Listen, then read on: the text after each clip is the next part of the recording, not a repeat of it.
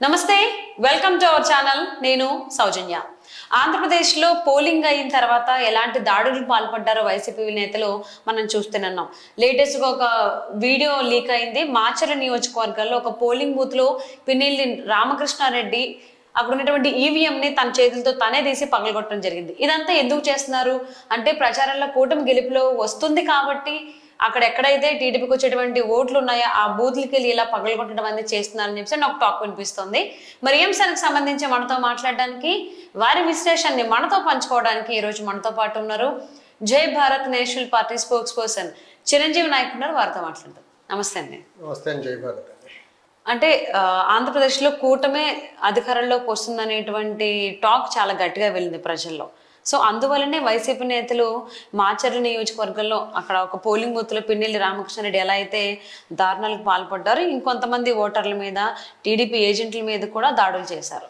So ఇదంతా దాని వల్లనే అని అంటున్నారు అధికార నేతలు చేసేది ఈవీఎం ఆయన బ్రేక్ చేశాడు పోలింగ్ బూత్ లోకి వెళ్ళి అప్పటికైతే ఎవరు గెలుస్తున్నారు ఏంటిది ఓటింగ్ కూడా కంప్లీట్ అవ్వలేదు ఓటింగ్ రోజు అతను చేశాడు కాకపోతే వీడియో మొన్న బయటకు వచ్చింది సో అక్కడ అప్పటికే కూటమి గెలుస్తుందా లేదా అనేది కొంచెం అసలు అప్పటికి ఇంకా న్యూస్ బయటికి రాలే ఎగ్జాక్ట్గా సోషల్ మీడియాలో వైరల్ అవుతుంది ఎగ్జాక్ట్ ఎగ్జిట్ పోల్ ఇప్పటికీ బయటికి రాలేదు జూన్ 1 వరకు వెయిట్ చేయాల్సింది ఎగ్జిట్ పోల్ రాకుండానే ఏదైతే ఈ స్పెక్యులేషన్ సోషల్ మీడియాలో జరుగుతుందో అది దానికి ముందే ఈవీఎం బ్రేక్ చేశాడు అతను బ్రేక్ చేసేదానికి రీజన్ ఏంటి అంటే ఖచ్చితంగా ఆయనలో కొంచెం ఇన్సెక్యూర్ ఫీలింగ్ ఉన్నమాట కొంతవరకు నిజం ఎందుకంటే ఆల్మోస్ట్ అది మా జిల్లా అండ్ అక్కడ డైనమిక్స్ అన్నీ చూసుకుంటే ఈసారి ఆయనకు అంతకు ముందు ఎన్నికల్లో ఉన్నంత ఈజీగా గెలిచే స్కోప్ లేదు అనేదానికి ఒక దాని ఏమంటారు ఒక టాక్ పబ్లిక్ టాక్ చాలా బలంగా నడిచింది మేబీ ఆ ఇన్సెక్యూర్ ఫీలింగ్తో మేము ఆయన బ్రేక్ చేసి ఉండొచ్చు బ్రేక్ చేసిన తర్వాత అక్కడున్న పిఓ కానీ అక్కడున్న ఆర్ఓ కానీ అక్కడున్న పోలీసు వాళ్ళు కానీ ఆ వీడియో బయటకు వచ్చేంత వరకు దాన్ని బహిర్గతం చేయాల ఆయన మీద కేసు పెట్టాల ఈవెన్ టీడీపీ వాళ్ళు కూడా ఆ రోజు అక్కడ ఏ బూత్లో అయితే ఆయన ఈవీఎంలు బ్రేక్ చేశారో అది బ్రేక్ చేశారని టీడీపీ వాళ్ళు కూడా వీడియో బయటకు వచ్చే వరకు కనీసం బయటకు చెప్పాల మీడియాలో 10 రోజులు అయిపోయింది ఆ వీడియో బయటకు వచ్చేంత వరకు కనీసం టీడీపీ 1 వీక్ అయింది 1 వీక్ ఆ 1 వీక్ లో టీడీపీ వాళ్ళు పలానా ప్లేస్ లో పిన్నెల్లి రామకృష్ణారెడ్డి అనే వ్యక్తి ఈవీఎం బ్రేక్ చేశారని టీడీపీ వాళ్ళు ఎందుకు క్లెయిమ్ చేయాలి ఎందుకు కంప్లైంట్ చేయాలి టీడీపీ వాళ్ళు పల్నాడు జిల్లా ఎస్పీ కానీ లోకల్గా ఉన్న ఆర్ఓ కానీ ఎందుకు కంప్లైంట్ చేయలేదు అంటే వీళ్ళిద్దరు కుమ్మక్కయ్య గొడవలు క్రియేట్ చేస్తున్నారు ఆంధ్రప్రదేశ్లో కనుక చూసుకుంటే అక్కడ ఒక అతను పెద్ద ఆయన వచ్చి పోలీస్ కంప్లైంట్ చేయాలి కదా పోలీస్ కంప్లైంట్ తల పగలు కొట్టారు ఆ విషయం తెలుసా మీకు నెక్స్ట్ తల పగలు కేసు పెట్టారా పిన్నెల్లి రామకృష్ణారెడ్డి ఈవీఎం బ్రేక్ చేశారని టీడీపీ నుంచి కంటెస్ట్ చేసిన క్యాండిడేట్ కానీ అక్కడ బూత్ ఏజెంట్ కానీ లేకపోతే పీఓ కానీ ఆర్ఓ కానీ కేసు పెట్టారా లేదు కదా సినిమా చూస్తున్నారా వారం రోజులు వీడియో బయటకు వచ్చేంత వరకు ఒకనొక టైంలో ఒక నియోజకవర్గంలో టీడీపీ నేతలే నా మీద దాడులు పాల్పడుతున్నారు సమ్మెడి తీసుకొచ్చి కొడుతున్నారని చెప్తేనే పోలీసులు మీరు కంప్లైంట్ ఇవ్వాలి ఈవీఎం బ్రేక్ చేస్తే అపోనెంట్ క్యాండిడేట్ కేసు పెట్టలేదు అతని మీద ఈవీఎం బ్రేక్ చేశాడు అనేసి పోలీసులు కూడా తీసుకోకుండా ఉండొచ్చు కదండి పోలీసులు ఏం చేస్తున్నారు పోలీసులు స్పందించకుండా ఉండొచ్చు కదా నేను అడుగు కనీసం మీడియా ముందు వచ్చి టీడీపీ వాళ్ళు మాట్లాడారు ఇలా ఈవీఎం బ్రేక్ చేశారనేసి వీడియో బయటకు వచ్చేంత వరకు చేయాలి దాని మీద ఏం చేయాలి representation of people act violate అయింది బూత్ క్యాప్చరింగ్ జరిగింది పబ్లిక్ సర్వెంట్ యొక్క డ్యూటీలకు విఘాతం కల్పించాడు ఇన్ని చేస్తే ఇన్ని కేసులు ఆయన మీద పెట్టాల్సిన క్రమంలో కనీసం ఎందుకు స్పందించాలి వీళ్ళు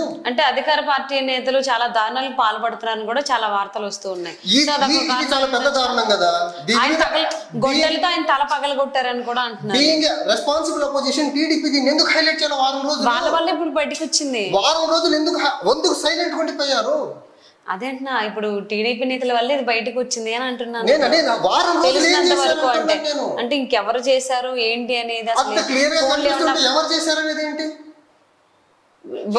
నేను అనేది వీడియో ఎవరు లీక్ చేశారన్న ఈవీఎం ఎవరు పగలు కొట్టారని కాదు వీడియో లీక్ చేసిన దాని గురించి మాట్లాడుతున్నా అది టీడీపీ నేతలే చేశారనేది బయట టాక్ 60% ఆఫ్ ద బూత్స్ వచ్చేసి వీడియో విజువల్ సర్వైలెన్స్ లో ఉన్నాయి అండ్ నేను క్యాండిడేట్ గా ఉన్నాను కలెక్టర్ మీటింగ్ లో మాకు చెప్పింది 60% ఆఫ్ ద సెన్సిటివ్ ఏరియాస్ అన్ని కెమెరా సర్వైలెన్స్ లో జరుగుతుంది దాన్ని కలెక్టర్ రూమ్ లో కూర్చొని కంట్రోల్ రూమ్ నుంచి మేము మానిటర్ చేస్తుంటామని కలెక్టర్ గారు చెప్పిన మాట మాతో మరి కలెక్టర్ గారు టీమ్ ని పెట్టి మానిటర్ చేస్తున్నట్టయితే బ్రేక్ చేసిన ఇమీడియట్ గా ఎందుకు రెస్పాండ్ అయ్యి అక్కడ వాళ్ళ మీద కేసులు పెట్టాలి అక్కడ ఎలక్షన్ మళ్ళీ రీ ఎలక్షన్ జరపాలి కదా ఈవీఎం బ్రేక్ అయింది కదా దాంట్లో ఈవీఎం మళ్ళీ మార్చి ఎలక్షన్ జరిపించారు అక్కడ ఎంత వైలేషన్స్ జరుగుతూ ఉంటే అందరూ టీడీపీ వాళ్ళు కూడా కనీసం వారం రోజుల వరకు రెస్పాండ్ కాలా దీన్ని ఎలా చూడాలి అంటే టీడీపీ పొరపాటున మళ్ళీ వైసీపీ గవర్నమెంట్ వస్తే పల్నాడు జిల్లా మొత్తం రావణ కష్టంగా మారుతా ఉంది.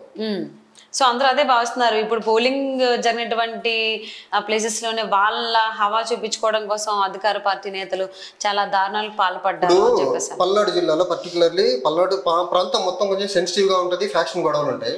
మాచర్ల అనేది ఎప్పుడు సెన్సిటివ్. ఇప్పుడు అసలు మాచర్ల నియోజకవర్గంలో ప్రశాంతంగా ఎన్నికలు జరిగిందనే దానికి ఆస్కారం లేదు. అలాంటి జిల్లాలో అలాంటి అసెంబ్లీ కాన్స్టిట్యున్సీలో ఎలక్షన్స్ జరుగుతున్న క్రమంలో మినిమం ప్రికాషనరీ మెజర్స్ పోలీసులు తీసుకోవాలి కదా, ఎలక్షన్ కమిషన్ వారు తీసుకోవాలి కదా. ఎందుకు తీసుకోలేదు వీళ్ళు?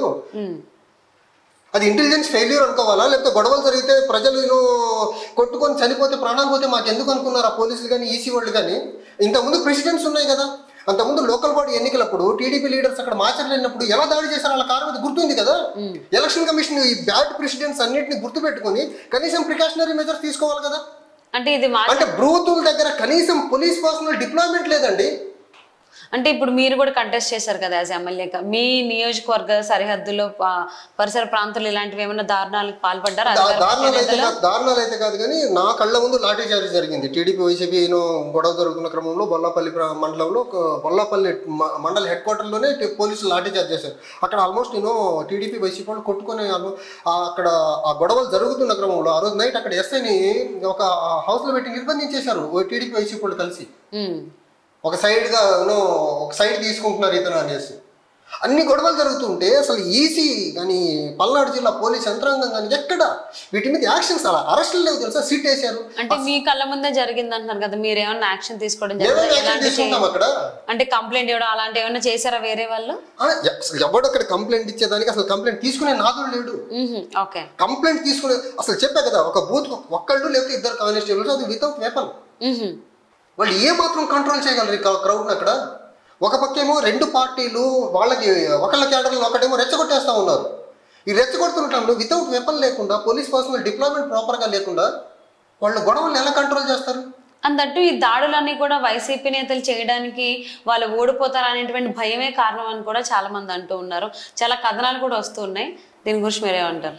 అంటే ఒకటండి, ఇప్పుడు పోలింగ్లో పర్సంటేజ్ పెరిగింది కాబట్టి ఖచ్చితంగా ప్రతిపక్షానికి అనుకూలంగా ఉంటుందనేసి ఒక అంతకుముందు ప్రెసిడెంట్స్ చూస్తే మనకు వాటిని బేస్ చేసుకొని చెప్తున్నారు పోలింగ్ పర్సంటేజ్ పెరిగింది కాబట్టి ఖచ్చితంగా కూటమి గెలుస్తుంది అనేది.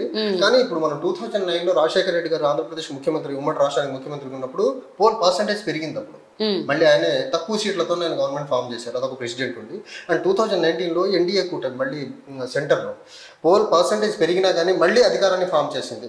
ఆ ఒక్క క్రైటీరియాని చూసుకొని గవర్నమెంట్ ఫామ్ చేస్తుందా కూటమి, లేకపోతే వైసీపీ ఓడిపోతుందనే అభద్రతాభావంతో ఇన్ని గొడవలు చేస్తుందా అంటే ఖచ్చితంగా ఏ కూటమి గెలిచినా కానీ వైసీపీ గెలిచినా కానీ ఓడిపోయే పక్షానికి రాజకీయంగా చాలా గడ్డు కాలం రాబోతుంది. ఆ గడ్డు కాలాన్ని ఎదుర్కోవడానికి క్యాడర్లో ఇప్పటి నుంచే ఒక రకమైన హేట్రెడ్నెస్ ని పెంచుతున్నారు వీళ్ళు.